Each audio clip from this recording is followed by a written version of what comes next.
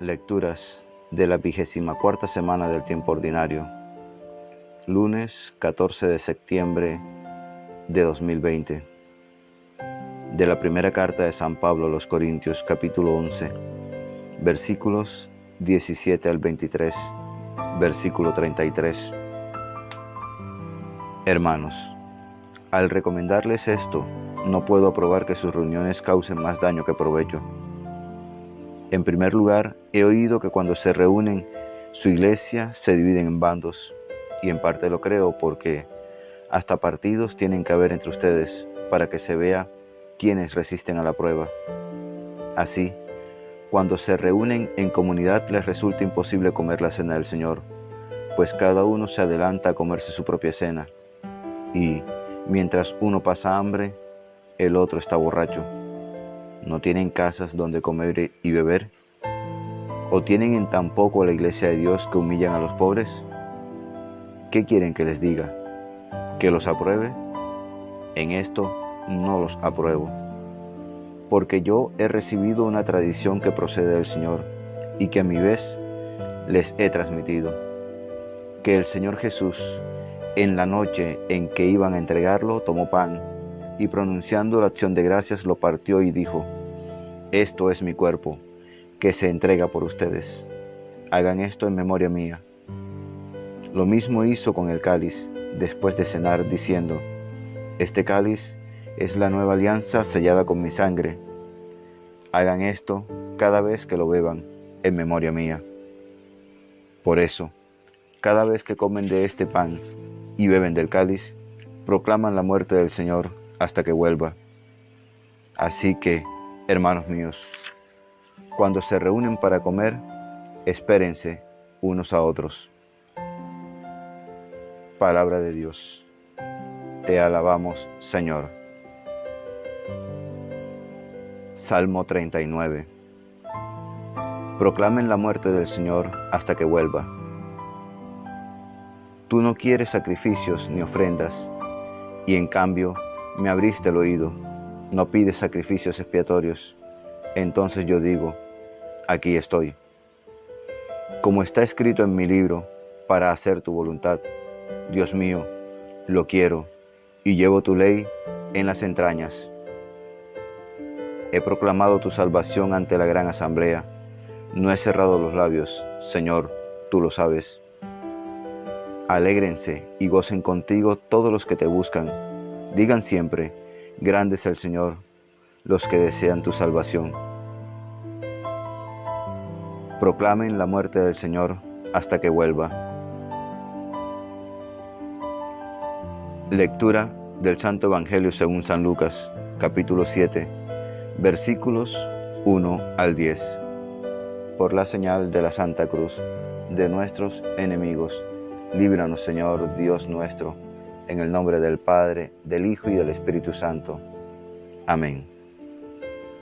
En aquel tiempo, cuando terminó Jesús de hablar a la gente, entró en Cafarnaúm. Un centurión tenía enfermo, a punto de morir, a un criado, a quien estimaba mucho.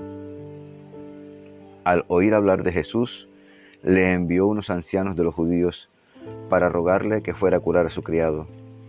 Ellos, presentándose a Jesús, le rogaban encarecidamente: merece que se lo concedas porque tiene afecto a nuestro pueblo y nos ha construido la sinagoga. Jesús se fue con ellos. No estaba lejos de la casa cuando el centurión le envió unos amigos a decirle: Señor, no te molestes, no soy yo quien para que entres bajo mi techo. Por eso, tampoco me creí digno de venir personalmente. Dilo de palabra y mi criado quedará sano, porque yo también vivo bajo la disciplina y tengo soldados a mis órdenes. Y le digo a uno: ve, y va; al otro: ven, y viene; y a mi criado: haz esto, y lo hace. Al oír esto, Jesús se admiró de él, y volviéndose a la gente que lo seguía, dijo: les digo que ni en Israel he encontrado tanta fe. Y al volver a casa, los enviados encontraron al siervo sano. Palabra del Señor. Gloria a ti, Señor Jesús. Ven, Espíritu Santo, ven por medio de la poderosa intercesión del Inmaculado Corazón de María, tu amadísima esposa. Este capitán del ejército extranjero había sabido ganarse el aprecio de los judíos. Lo grande no era que hubiera dado un aporte para la construcción de la sinagoga, sino que ellos lo hubieran aceptado de él. Este hombre seguramente era bueno, pero conocía demasiado bien los prejuicios de los judíos para atreverse a ir personalmente a ese Jesús del que todos hablaban. Pues, ¿hasta qué punto Jesús compartiría el orgullo de sus compatriotas? ¿Respondería al llamado de un militar romano? Por eso le envía a sus amigos judíos. Luego el hombre se pone inquieto. ¿Jesús aceptará ir a casa de un pagano y mancharse con impuros? Por eso el capitán da otro paso, que Jesús no baje a su casa. Los demás enfermos exigen ser tocados por el Maestro, pensando que tiene algún poder de curandero. Él, en cambio, ha comprendido que Jesús tiene el mismo poder de Dios y no es necesario que venga hasta el enfermo. No le será, pues, más difícil dar una orden desde lejos a la vida que se escurre.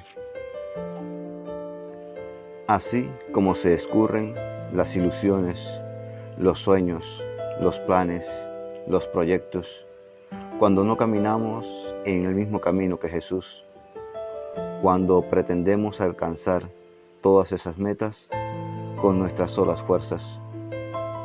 Así se escurre cuando nos alejamos, aun cuando vayamos en el mismo camino que Jesús, pero en sentido contrario. Cuando aceptamos que Jesús se acerque a nosotros, nuestros planes, nuestros sueños, nuestros proyectos se lograrán, llegarán a buen término, sobre todo porque es Jesús el que nos guía, si lo dejamos que nos guíe.